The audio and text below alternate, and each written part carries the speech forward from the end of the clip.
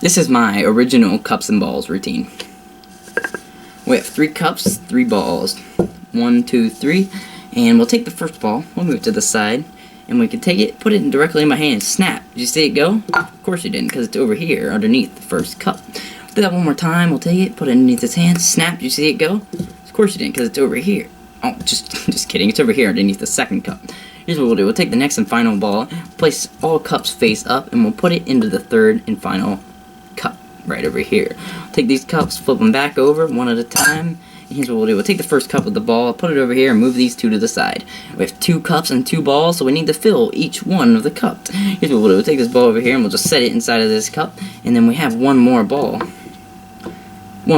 to fill. So we'll move this to the side, and we'll just set that ball right over here underneath this cup, and we'll just snap my finger. 1, 2, 3 balls. And that was my original routine. Stick around with the tutorial if you want to see it. Welcome to the tutorial of this cups and balls trick. This is an original routine. It only uses 3 cups and 3 balls. I'm not even lying about that part. And I thought I'd give you my little angle of what it looks like from behind, of how I do all these little sleights, what everything kind of looks like. I'll readjust myself.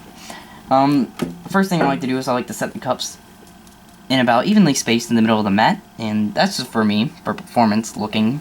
It's nice.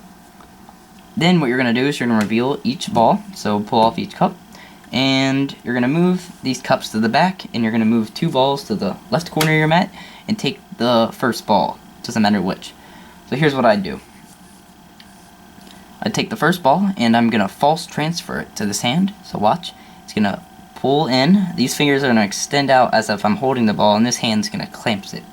So at full speed, it'll look like that. So now this ball is kind of being pinky palmed in this hand, and I have this hand looking like I'm holding on to the ball.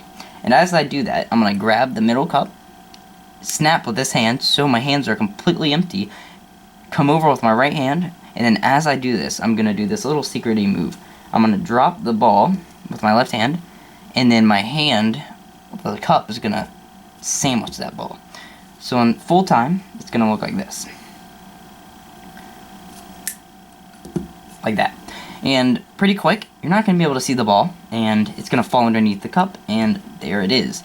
So, after you reveal the first ball, you're going to move to the side, and you have to do that same thing again, except I like to add a little bit more flair to it. So I do the false transfer, I show it disappears, I do this, I drop it, drop it underneath the middle cup, and this is where I don't reveal the middle cup, I snap and I point to the far outside cup, so that misdirects them. It kind of makes them forget that I ever even picked up this cup, So they think, like, it's probably over here, and then you lift it up, there's nothing there, and then you're like, oh wait, snap again, and it's over here underneath the middle cup.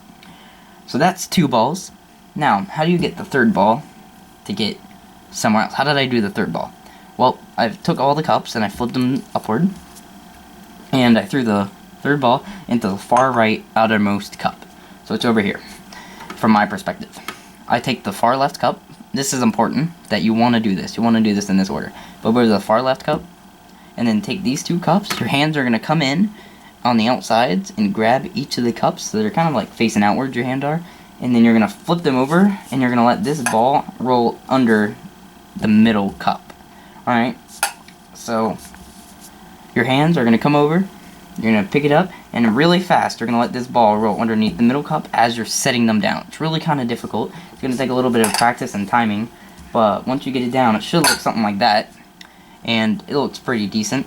Now the ball is loaded underneath the middle cup, and they think it's over here, so I just tell them I'm going to move the cup with the ball to the side, and then I tell them we have 2 cups left, and we need to load each cup with a ball. So, this is the sneakiest move of them all, probably my favorite move, is, notice how I have my cups. They're kind of diagonal of each other right now. These 2. And what I like to do is, as I'm moving across this back cup with this, I like to do the secret move. Now, the secret move for here is taking the ball, and I'm going to redirect myself to another position of the camera so you guys can see exactly what I'm talking about. So, so back to where we were, guys. This is a different little angle. So, this is our setup. We have one cup over here that's completely empty that we misdirected them thinking that there's a ball underneath. We have one cup that's actually loaded with a ball that they don't think there's a ball underneath. And then we have this one cup over here that they know that doesn't have a ball underneath. So this is the sneaky move. You have this one ball over here to the side, and you have another ball, and you need to load this cup. So what I like to do is the sneaky move. I move this cup to the side, past this cup, and as I'm doing so, I roll this ball back, I lift this hand, and I let it roll underneath. So now the ball is on the back side of the cup. So when they're looking at them, the ball is behind the cup. You can't see it. So in fast motion, what it would look like is I would take the ball over, and I'd roll, and I'd pretend to sandwich the ball, even though it's behind it. That's an important move. So full speed.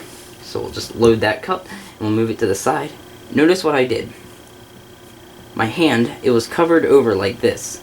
I rolled it back, and I picked it up with my fingers. So now it's in a position where when I roll it back, I can comfortably lift my hand up and have my 2 pointer fingers free. And so you're going to do that little move. That was kind of sloppy. You want to make sure it comes up and over. Make sure this ball looks like it's rolling underneath, and then you jump over it. So kind of like that. That's what it wants to look like. So it goes over top. You're going to move it to the side, and after you do that, you're going to hold on to this ball, concealing it, and grab the third ball. Now, this is the one cup that has actually a ball underneath, and you want to make it seem like these two balls have a ball, cups have a ball underneath, and you want to make it seem like this cup doesn't, and you need to load it. So here's the sneaky move. So I'm going to move these to the side. Here's another little sneaky move. It's kind of an advanced routine, but you can get used to it after a couple hours of practice. And I'm serious, it took me hours to learn this. Here's the last sneaky move.